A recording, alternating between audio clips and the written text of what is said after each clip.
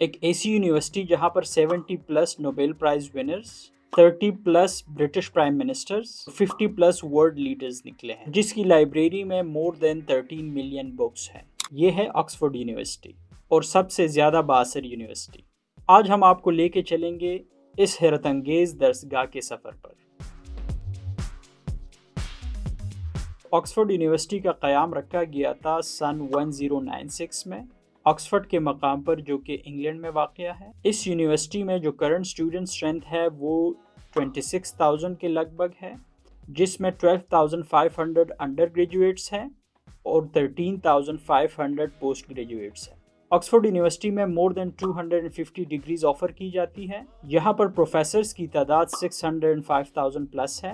World university ranking میں یہ ہمیشہ سے ٹاپ 3 میں ہی رہتی ہے۔ یہ صرف ایک یونیورسٹی نہیں بلکہ علم کا خزانہ ہے۔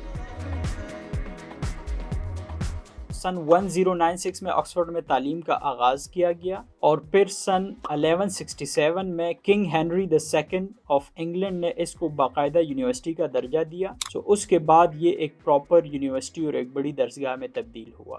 اس سے پہلے انگلستان میں لوگ جایا کرتے تھے، فرانس میں یونیورسٹی آف پیرس، وہاں پہ جا کے پڑھتے ہوتے تھے، لیکن جب انگلینڈ اور فرانس کے بیچ میں کچھ سیاسی تناؤ آیا سو وہاں کے اس وقت کے بادشاہ نے لوگوں پر پابندی عائد کی کہ آپ فرانس نہیں جاؤ گے اور یہاں پر ہم آپ کے لیے یہ یونیورسٹی اسٹیبلش کریں گے اور آپ یہاں پہ پڑھیں گے۔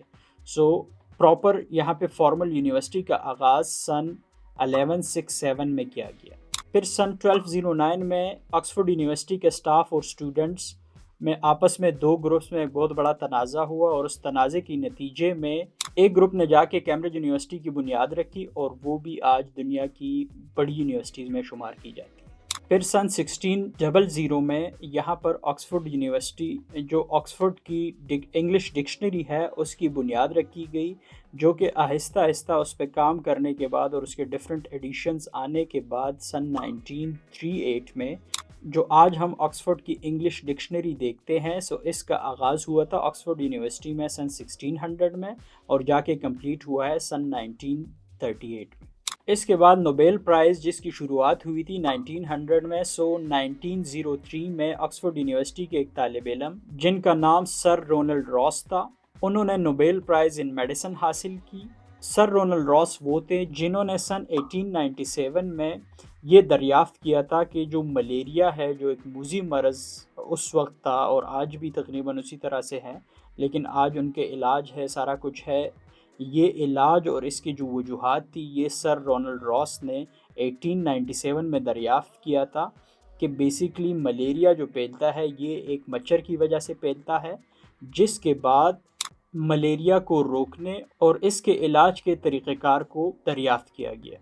1903 میں آکسفورڈ یونیورسٹی کے طالب علم سر رونلڈ راس کو نوبیل پرائز کا انعام دیا گیا ان کے ان خدمات کی وجہ سے۔ پھر 1920 سے پہلے یہاں پر عورتوں کی تعلیم نہیں تھی، فیمیل ایجوکیشن نہیں تھی۔ 1920 سے آنورڈ پراپر یہاں پہ اس کو چینلائز کیا گیا اور ایک فارمل گرلز ایجوکیشن کو یہاں پہ انٹروڈیوس کیا گیا۔